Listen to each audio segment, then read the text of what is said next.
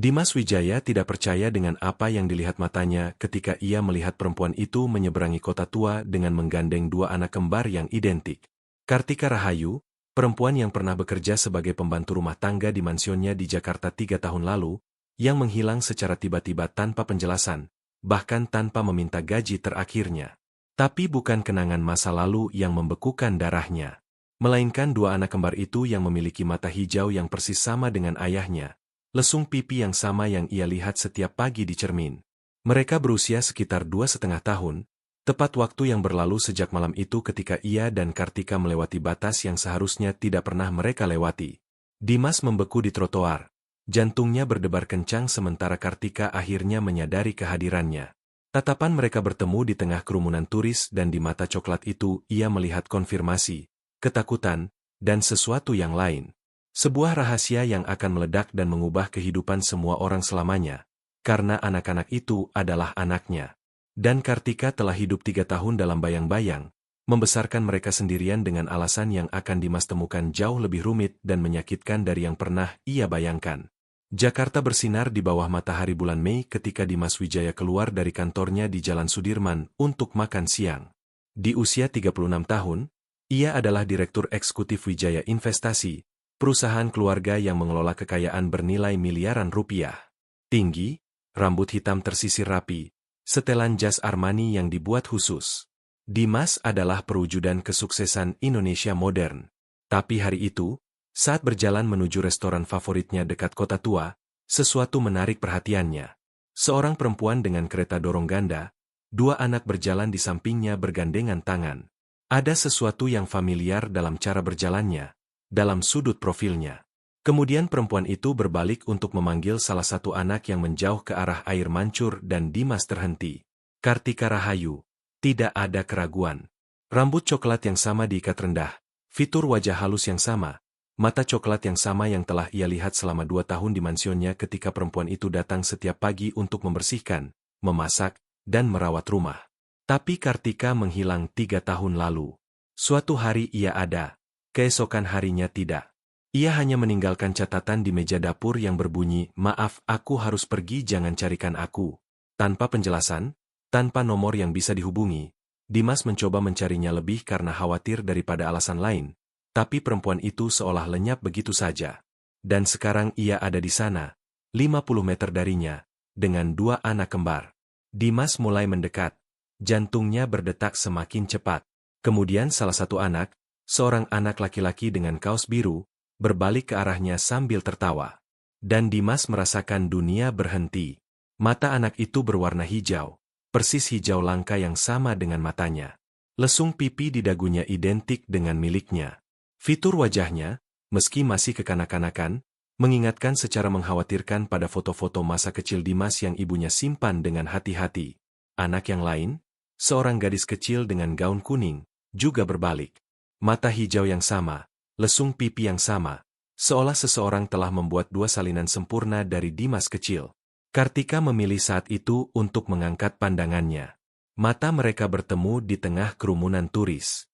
Sesaat, Dimas melihat serangkaian emosi melintas di wajahnya yaitu kaget, takut, dan pasrah. Kemudian, seolah telah mengambil keputusan, ia menggenggam tangan anak-anak dan mulai menjauh dengan cepat. Dimas bergerak tanpa berpikir, berlari di antara para turis. Ia tidak bisa membiarkannya pergi lagi, tidak setelah melihat apa yang baru saja ia lihat. Ia berhasil mengejarnya tepat ketika Kartika mencoba memasukkan anak-anak ke kereta dorong ganda. Kartika membeku, punggungnya kaku dan tidak langsung berbalik. Ketika ia berbalik, matanya basah tapi penuh tekad. Ia berbicara dengan suara pelan tapi tegas, memintanya untuk meninggalkannya sendiri. Dimas menatap anak-anak, lalu menatapnya, lalu kembali menatap anak-anak. Dengan suara serak ia bertanya, apakah mereka anaknya? Keheningan yang mengikuti terasa mencekik. Kartika menutup matanya, air mata mengalir di pipinya, lalu perlahan mengangguk. Dimas merasakan kakinya lemas. Ia bersandar di dinding gedung, mencoba bernapas. Ia memiliki dua anak kembar berusia 2,5 tahun, dan ia tidak pernah tahu. Pertanyaan-pertanyaan meledak di benaknya seperti kembang api. Mengapa ia tidak memberitahunya? Mengapa ia melarikan diri? Bagaimana ia bertahan hidup selama ini? Tapi melihat Kartika, melihat ketegangan di tubuhnya, ketakutan di matanya, ia memahami bahwa di sini, di tengah kota tua, dengan ratusan turis di sekitar, bukanlah tempat untuk percakapan itu. Ia mengusulkan untuk berbicara di tempat yang tenang. Kartika ragu-ragu, pandangannya beralih dari anak-anak kepadanya. Lalu ia mengangguk dengan pasrah. Ia tahu momen ini akan datang cepat atau lambat. Dimas menelepon sopirnya dan meminta untuk membawa mobil. Kartika tampak akan memprotes, tapi kemudian menyerah. Mereka berdua terlalu lelah untuk bertengkar. 20 menit kemudian mereka berada di ruang pribadi Dimas di penthouse-nya di Menteng.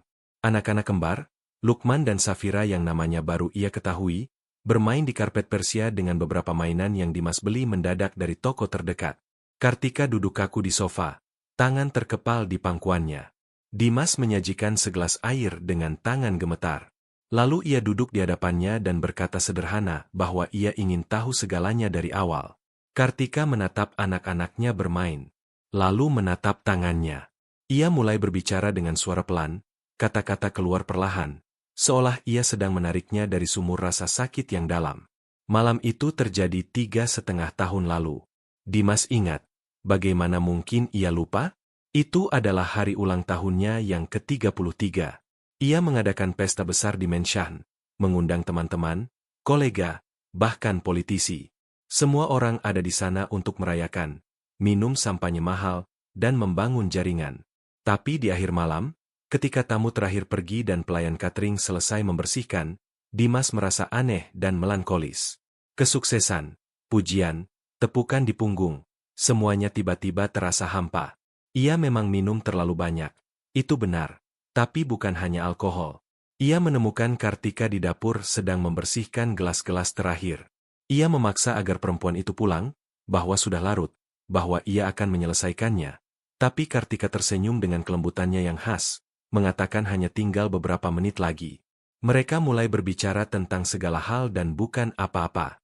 Dimas menemukan hal-hal yang tidak ia ketahui, bahwa Kartika bermimpi membuka restoran kecil, bahwa memasak adalah pasionnya, bahwa ia kehilangan ibunya saat masih muda. Kartika mendengarkan Dimas mengaku betapa kesepiannya meski sukses, betapa beratnya tekanan dari keluarga, betapa ia menginginkan sesuatu yang nyata di dunia yang penuh kepura-puraan. Mereka berbicara berjam-jam sambil minum anggur dan tertawa, lalu tanpa tahu persis bagaimana mereka menemukan diri mereka dekat, terlalu dekat. Satu ciuman berubah menjadi yang lain dan sebelum mereka bisa berhenti, sebelum akal sehat menang, mereka melewati batas yang seharusnya tidak pernah mereka lewati. Keesokan paginya, Dimas bangun dengan perasaan panik. Kartika sudah bangun dan berpakaian. Ia tampak tenang tapi menjaga jarak. Ia berkata bahwa mereka harus melupakan apa yang terjadi, bahwa itu adalah kesalahan, bahwa ia hanya pembantu rumah tangga dan Dimas adalah pemilik rumah. Kehidupan mereka terlalu berbeda. Dimas mencoba membicarakannya, tapi Kartika tidak tergoyahkan. Ia membutuhkan pekerjaan itu dan tidak mampu menghadapi komplikasi. Jadi mereka berpura-pura tidak ada yang terjadi selama 3 minggu. Mereka sopan tapi menjaga jarak secara profesional. Lalu Kartika menghilang. Sekarang, duduk di sofa penthouse mewah itu, Kartika menjelaskan apa yang terjadi setelahnya. Ia menemukan bahwa dirinya hamil 3 minggu setelah malam itu. Awalnya ia berpikir untuk memberitahunya. Tapi kemudian ia melihat foto-foto di majalah gosip. Dimas makan malam bersama Adinda Santoso, pewaris Santoso Fashion. Artikel-artikel yang berbicara tentang kemungkinan pertunangan dan pernikahan segera antara dua keluarga terkaya di Indonesia. Kartika memahami betapa berbedanya dunia mereka. Ia adalah pembantu rumah tangga tanpa pendidikan universitas, dibesarkan di kampung pinggiran Jakarta. Dimas adalah seorang miliarder, pewaris kerajaan keuangan, dan ia tidak hanya hamil. Ia mengandung anak kembar yang ia temukan pada USG pertama. Ia membayangkan skandal, rasa malu bagi keluarga Wijaya. Ia membayangkan Dimas mungkin berpikir bahwa ia ingin menjebaknya, bahwa ia mengincar uang. Ia membayangkan dilihat sebagai perempuan tanpa prinsip yang memanfaatkan malam kelemahan. Jadi ia mengambil keputusan paling menyakitkan dalam hidupnya. Ia melarikan diri, meninggalkan Jakarta, kembali ke kampung halamannya di Jawa Tengah bersama seorang bibi. Ia bekerja hingga bulan terakhir kehamilannya. Lalu Lukman dan Safira lahir. Cantik, sehat, sempurna. Selama 2 tahun ia tinggal jauh dari Jakarta, hidup sederhana dengan bantuan bibi, melakukan pekerjaan bersih-bersih paruh waktu, membesarkan anak-anak dengan cinta yang luar biasa, tapi juga dengan ketakutan konstan bahwa suatu hari Dimas akan melihat mereka dan memahami. Lalu, bibi itu meninggal mendadak 6 bulan lalu, meninggalkannya sendirian. Kartika harus kembali ke Jakarta, di mana ada lebih banyak peluang kerja. Ia menemukan apartemen kecil di pinggiran kota. Ia bekerja malam membersihkan kantor agar bisa bersama anak-anak di siang hari. Itu berat dan melelahkan, tapi mereka bertahan. Hari itu di kota tua, mereka pergi untuk memeriksakan Safira yang mengalami demam. Tidak pernah sekalipun Kartika berpikir akan bertemu Dimas. Sementara Kartika berbicara, Dimas merasakan pusaran emosi. Amarah karena tidak diberitahu, sakit karena kehilangan 2,5 tahun pertama anak-anaknya, tapi juga pengertian. Ia tahu bagaimana keluarganya, betapa kakunya mereka tentang reputasi dan penampilan. Ibunya pasti akan terkena serangan jantung jika tahu pembantu rumah tangga hamil dengan anak putranya. Dan kisah dengan Adinda Santoso itu adalah sandiwara media. Keluarga mereka memang mengharapkan pernikahan yang menyatukan dua kerajaan. Tapi antara Dimas dan Adinda tidak pernah ada apa-apa. Mereka hanya teman, tidak lebih. Tapi tabloid tidak peduli dengan kebenaran. Ia menatap anak kembar yang bermain dengan polos, putra dan putrinya, darah dagingnya. 2,5 tahun di mana mereka bisa memanggilnya papa. Tapi mereka bahkan tidak tahu ia ada. Ia berdiri, mendekat, dan berlutut. Lukman menatapnya penasaran. Lalu menawarkan dinosaurus plastik. Safira tertawa dan menarik rambutnya dengan tangan mungilnya. Dan di momen itu Dimas merasakan sesuatu pecah dan tersusun kembali di dadanya. Di hari-hari berikutnya, Dimas tidak bisa memikirkan hal lain. Ia membatalkan rapat-rapat dan mengabaikan telepon dari ibunya. Pikirannya sepenuhnya dipenuhi oleh Kartika, Lukman, dan Safira. Ia diam-diam menyewa detektif swasta untuk memverifikasi cerita Kartika. Laporan itu mengkonfirmasi semuanya yaitu apartemen di pinggiran, pekerjaan malam, bibi di Jawa Tengah, dan kelahiran anak kembar. Kartika mengatakan yang sebenarnya. Dimas mulai lebih sering muncul di taman tempat Kartika membawa anak-anak. Ia membawa mainan dan es krim, tersenyum ketika Lukman berlari ke arahnya berteriak Pak Dinosaurus karena koleksi yang ia hadiahkan. Seminggu setelah pertemuan di kota tua, Dimas mengundang Kartika makan malam di penthouse-nya. Ia menerima dengan enggan, meninggalkan anak-anak bersama tetangga. Malam itu, Dimas mencoba memasak dan menciptakan bencana pasta yang membuat mereka tertawa. Mereka memesan pizza dan duduk di balkon dengan pemandangan Jakarta yang bercahaya. Di sanalah Dimas membuat lamarannya. Ia ingin mengakui anak-anak secara hukum, menjadi bagian dari hidup mereka, membantu Kartika secara finansial. Tapi ia tidak berhenti di situ. Dengan keseriusan yang membuat Kartika kehabisan napas, ia berkata bahwa ia ingin menikah. Bukan karena cinta, mereka terlalu jujur untuk berpura-pura, tapi demi anak-anak, untuk memberi mereka keluarga, stabilitas, dan nama wijaya. Kartika terdiam, lalu bertanya apakah ia bercanda. Dimas menggelengkan kepala. Ia serius, pernikahan sipil yang sederhana. Lalu memperkenalkan anak-anak kepada keluarga yang pasti akan menimbulkan skandal, tapi akan mereda dan anak-anak akan memiliki semua keuntungan. Kartika menangis. Ia tidak bisa menerima amal. Ia tidak bisa dilihat sebagai pemburu harta. Ia telah berjuang melawan penilaian itu selama 3 tahun. Dimas berlutut dan menggenggam tangannya. Ini bukan amal.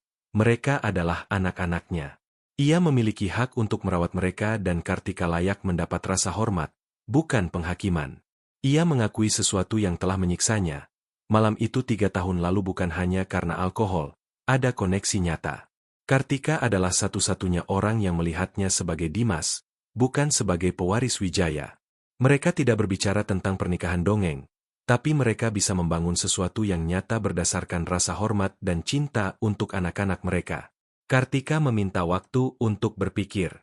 Dimas mengangguk, tapi 2 hari kemudian semuanya berubah. Kartika menerima kunjungan tak terduga.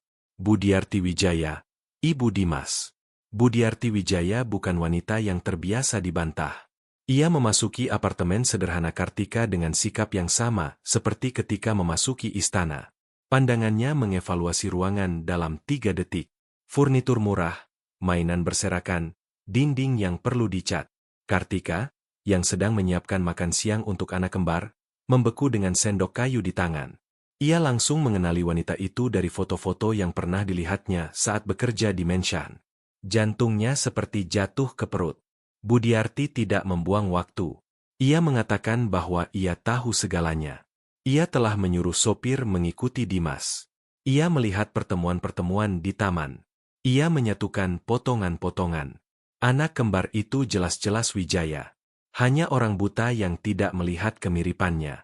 Tapi alih-alih kemarahan yang Kartika harapkan, Budiarti menunjukkan sesuatu yang berbeda. Ia duduk di meja dapur, sebuah gerakan yang tampak berat baginya, dan berbicara dengan dingin. Ia mengatakan bahwa ia memahami situasinya. Anak-anak itu ada, mereka darah Wijaya, tapi ada cara yang benar dan salah untuk menangani masalah ini. Ia mengeluarkan cek dan dokumen hukum dari tasnya. Ia menawarkan Kartika 500 juta rupiah segera, ditambah dana perwalian 2 miliar untuk pendidikan anak-anak. Sebagai gantinya, Kartika akan menandatangani perjanjian, pengakuan keayahan untuk Dimas, tapi tanpa pernikahan, tanpa skandal publik. Kartika bisa hidup nyaman, anak-anak akan memiliki nama Wijaya dan pendidikan istimewa, tapi tetap diskret. Budiarti juga berbicara tentang masa depan. Ia menjelaskan bahwa Dimas memiliki tanggung jawab, perusahaan yang harus dipimpin, pernikahan yang harus dilakukan dengan wanita yang tepat, merujuk pada Adinda Santoso. Anak kembar akan diakui tentu saja, tapi Kartika harus memahami tempatnya. Ibu dari anak-anak Dimas, bukan istrinya. Kartika mendengarkan dalam diam, kemarahan tumbuh dengan setiap kata. Ketika Budiarti selesai, Kartika berbicara dengan ketenangan dingin yang mengejutkan keduanya. Ia mengatakan bahwa tawaran Budiarti adalah persis jenis transaksi yang ia takutkan 3 tahun lalu. Uang sebagai ganti keheningan, sedekah untuk membeli martabatnya. Ia menjelaskan bahwa Lukman dan Safira bukan barang dagangan untuk dinegosiasikan, bukan masalah yang bisa diselesaikan dengan cek. Mereka adalah anak-anak yang layak memiliki kedua orang tua, bukan kunjungan terjadwal dan uang yang ternoda rasa malu. Budiarti menegakkan punggungnya. Mata berkilat. Ia mulai berbicara tentang reputasi keluarga, tentang bagaimana tindakan egois Dimas telah menciptakan kekacauan ini, tapi Kartika memotongnya. Ia mengatakan bahwa satu-satunya hal yang egois adalah ketakutan. Ketakutannya untuk memberitahu Dimas dan sekarang ketakutan Budiarti terhadap skandal. Kemudian ia mengatakan sesuatu yang membuat Budiarti kehilangan kata-kata. Ia mengatakan bahwa Dimas sudah melamarnya dan ia sedang mempertimbangkan untuk menerima. Bukan karena uang, ia bisa menolak 500 juta dan tetap bertahan, tapi demi anak-anaknya, yang layak memiliki ayah yang hadir, bukan sekadar nama di dokumen hukum. Budiarti memucat. Ia mengancam akan menggunakan semua sumber daya untuk membuktikan bahwa Kartika tidak layak sebagai ibu, bahwa ia akan kehilangan hak asuh. Tapi suaranya mengkhianati keputusasaan, bukan kekuatan. Kartika berdiri dan menunjuk pintu. Ia meminta Budiarti keluar dari apartemennya dan menambahkan bahwa jika ia benar-benar ingin mengenal cucu-cucunya, ia bisa mulai dengan menghormati ibu mereka. Setelah Budiarti pergi, Kartika ambruk di kursi dengan gemetar. Tapi ada juga perasaan pembebasan yang aneh. Ia telah menghadapi naga dan selamat. Malam itu ia menelepon Dimas. Ia menceritakan tentang kunjungan itu. Dimas meledak dalam kemarahan terhadap ibunya, tapi Kartika menghentikannya. Ia mengatakan bahwa ia memahami ketakutan Budiarti, meskipun tidak membaginya, tapi ia telah mengambil keputusan. Ia menerima lamarannya. Mereka akan menikah. Tidak akan mudah. Akan ada pertempuran dengan keluarga, penilaian dari masyarakat. Tapi anak-anak mereka layak memiliki orang tua yang berjuang untuk mereka, bukan yang bersembunyi. Pernikahan dilangsungkan di kantor catatan sipil sebulan kemudian dengan hanya 2 saksi. Tanpa pesta besar, tanpa foto di koran, hanya Dimas dan Kartika dengan pakaian sederhana bertukar janji di hadapan hakim sementara Lukman dan Safira bermain di kaki mereka. Tapi jika mereka berharap menjaga semuanya tetap diskret, mereka salah. Sebuah foto yang diambil seorang turis berakhir di Instagram, lalu di blog-blog gosip. Dimas Wijaya menikahi mantan pembantu rumah tangganya secara rahasia dan ia punya anak kembar. Judul-judul berita sensasional dan kejam. Keluarga Wijaya bereaksi dengan murka. Ayah Dimas, Victor, menelepon dari Bali, tempat ia tinggal semi pensiun, mengancam akan mencabut warisannya. Budiarti berhenti berbicara sama sekali dengan putranya. Sepupu dan bibi membombardir dengan pesan-pesan marah, tapi Dimas tetap teguh. Ia secara resmi memperkenalkan Kartika sebagai istrinya di sebuah acara bisnis, menantang bisikan-bisikan. Ia memperkenalkan Lukman dan Safira sebagai anak-anaknya kepada Dewan Direksi Wijaya Investasi, menyatakan bahwa suatu hari mereka akan mewarisi perusahaan. Kartika menghadapi semuanya dengan martabat yang tenang. Ia mengabaikan tatapan menghakimi dari istri-istri eksekutif lain. Ia tersenyum sopan ketika wanita-wanita sosialita memperlakukannya dengan merendahkan. Ia fokus pada anak-anak dan membangun kehidupan bersama Dimas. Dan anehnya, di tengah kekacauan, sesuatu yang tak terduga terjadi. Dimas dan Kartika mulai benar-benar saling mengenal, bukan sebagai majikan dan pembantu rumah tangga, bukan sebagai orang tua yang terpisah, tapi sebagai suami dan istri. Mereka menemukan bahwa mereka tertawa pada hal yang sama, bahwa keduanya lebih suka malam tenang di rumah daripada pesta-pesta mewah, bahwa Dimas menyukai ketika Kartika memasak masakan tradisional Jawa, bahwa Kartika sangat cerdas, membaca dengan rakus, memiliki pendapat tajam tentang politik dan ekonomi. Dimas mulai membawa Kartika ke rapat-rapat bisnis dan meminta pendapatnya. Ia terkejut dengan intuisinya. Kartika menyarankan investasi di perusahaan-perusahaan pertanian berkelanjutan kecil yang menjadi sangat menguntungkan. Anak-anak kembar berkembang. Lukman penasaran dan penuh energi tanpa batas. Ia senang ketika Dimas membawanya ke kantor. Safira manis tapi keras kepala. Ia telah mengambil alih kendali seluruh keluarga dengan senyumannya. Keduanya memanggil Dimas papa sekarang dan setiap kali mereka melakukannya, hatinya terasa meleleh. Tapi ujian sesungguhnya datang saat Lebaran, 8 bulan setelah pernikahan. Dimas bersikeras agar keluarga besar berkumpul di Menshan, termasuk orang tuanya. Budiarti datang dengan enggan, wajahnya topeng ketidaksetujuan. Malam itu dimulai dengan tegang. Tapi kemudian Safira mendekati Budiarti dengan gambar yang ia buat untuk nenek dan sesuatu retak di pertahanan wanita itu. Ia menatap gambar kikuk sebuah keluarga dengan tulisan nenek dalam huruf kanak-kanak dan matanya dipenuhi air mata. Kartika, melihat momen itu, melakukan sesuatu yang berani. Ia duduk di samping Budiarti dan berbicara, bukan dengan kemarahan atau dendam, tapi dengan kejujuran. Ia mengatakan bahwa ia memahami bahwa dirinya adalah kejutan, sebuah guncangan. Ia bukan menantu yang Budiarti bayangkan, tapi ia mencintai Dimas, mencintai anak-anaknya, dan ingin membangun jembatan, bukan tembok. Budiarti menatapnya untuk waktu yang lama, lalu dengan suara pecah, mengakui bahwa ia telah takut. Takut bahwa Kartika mengincar uang, takut skandal, takut kehilangan putranya. Tapi melihat Dimas bersama Kartika dan anak-anak, ia melihat sesuatu yang tidak pernah ia lihat sebelumnya. Kebahagiaan yang tulus. Itu bukan rekonsiliasi instan seperti di film, tapi itu adalah awal. Budiarti mulai mengunjungi cucu-cucunya. Kemudian kunjungan berubah menjadi makan siang, lalu makan malam mingguan. Perlahan keluarga Wijaya mulai menerima Kartika bukan sebagai mantan pembantu rumah tangga, tapi sebagai Nyonya Wijaya. 3 tahun setelah pernikahan, Dimas dan Kartika berada di balkon penthouse mereka, menatap Jakarta yang bercahaya. Di dalam, Lukman dan Safira tertidur.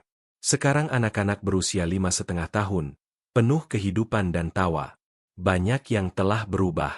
Kartika telah menjadi filantropis yang dihormati, menggunakan pengalamannya untuk menciptakan yayasan yang membantu ibu-ibu tunggal. Dimas telah memperluas perusahaan, tapi sekarang dengan fokus pada investasi etis dan berkelanjutan, pengaruh Kartika. Keluarga Wijaya telah sepenuhnya berdamai. Budiarti menyayangi cucu-cucunya dan telah mengembangkan rasa hormat yang enggan tapi tulus terhadap Kartika. Victor, sang ayah, telah kembali dari Bali hanya untuk menghabiskan waktu bersama anak kembar. Tapi yang paling mengejutkan adalah apa yang terjadi antara Dimas dan Kartika sendiri. Apa yang dimulai sebagai pernikahan demi anak-anak telah menjadi sesuatu yang nyata. Mereka jatuh cinta perlahan, hari demi hari, menemukan bahwa mereka sempurna satu sama lain. Dimas masih mengingat momen ketika ia menyadari bahwa ia mencintainya. Itu adalah malam biasa. Kartika memasak sementara ia membantu anak-anak dengan PR. Ia tertawa karena sesuatu yang Lukman katakan dan Dimas menatap pemandangan itu. Istrinya, anak-anaknya, kehidupan yang telah mereka bangun, dan ia merasakan kepastian mutlak. Inilah kebahagiaan. Kartika telah mengakui momen serupa. Itu terjadi ketika Dimas membatalkan perjalanan bisnis penting ke New York karena Safira sakit flu dan hanya ingin papanya.